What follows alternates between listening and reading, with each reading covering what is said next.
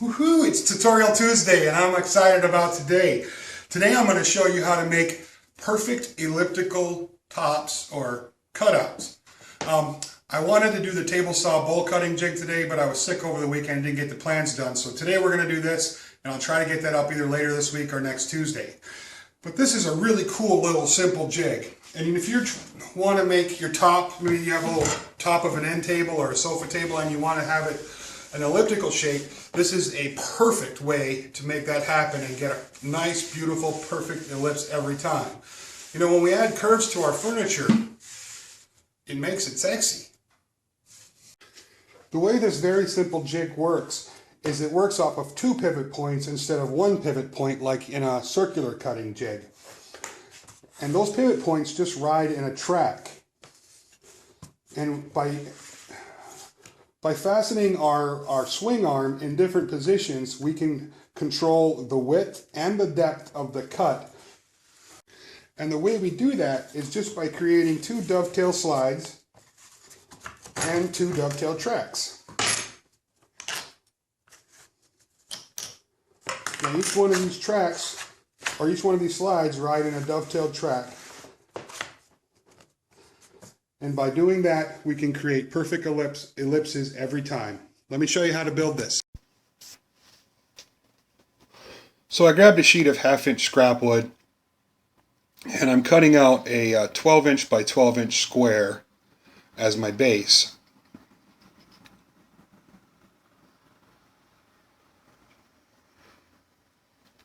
Needed to straighten some edges.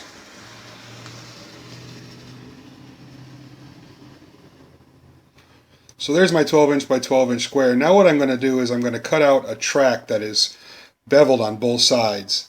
The degree doesn't really matter. I set mine to about a 22-degree angle.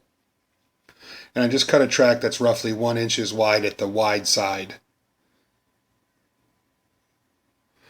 Now I'm going to cut out 4 squares with the same bevel that are 5.5 by 5.5 roughly.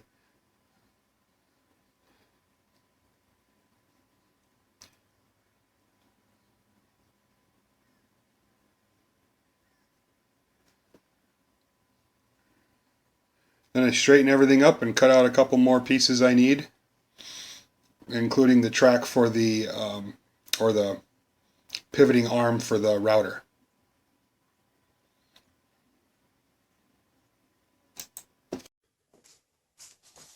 Alright, I've taken our strip with the 2 chamfered edges or beveled edges, and I've cut 2 small 5-inch pieces off of that.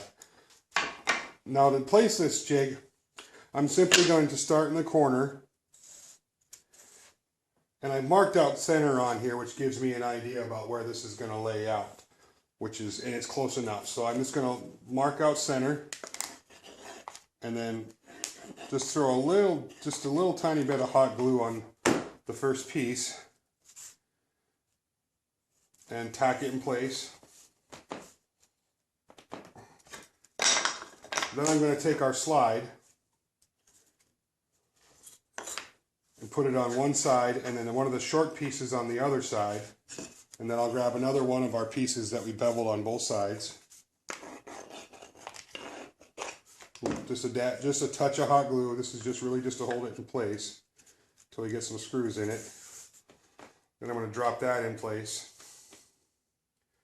And I'm using 1/2 inch stock or 10mm stock. This is really handy way to make a jig like this, or to make a dovetailed track without having to use your router.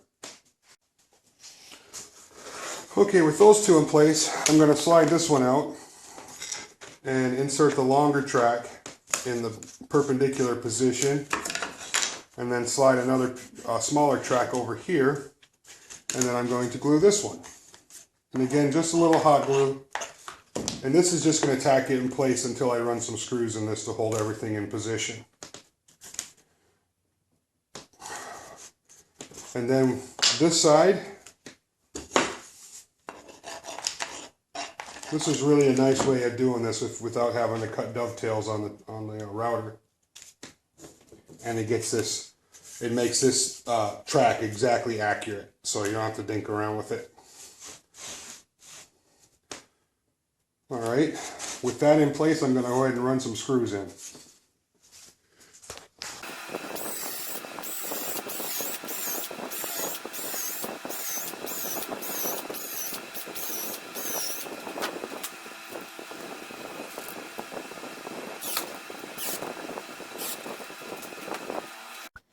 Okay, with their base done, I needed to attach a router to our swing arm, so I just traced around the router base, marked out some lines, and cut it down. And then from where the router bit's going to penetrate through, I marked a straight line down the swing arm and measured out 8 inches, and then every 2 inches after that from the center of where the bit would be, and then drilled the holes, 1/4 inch holes. Then attached the router to the swing arm.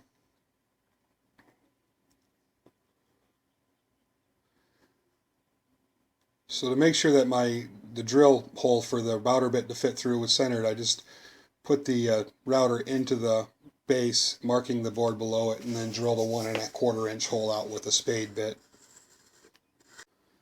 And then I went over and cut 2 pieces of our slide to 2½ inches, and then marked out the centers, and then I drilled a hole, with a taper on the one side to fit a 1/4 inch nut through it. There you can see the taper. And then went over to my table saw and just knocked the corners off of our base. After that, sanded everything up. Got everything ready. I added a couple pieces to the end of the swing arm so it would sit flush.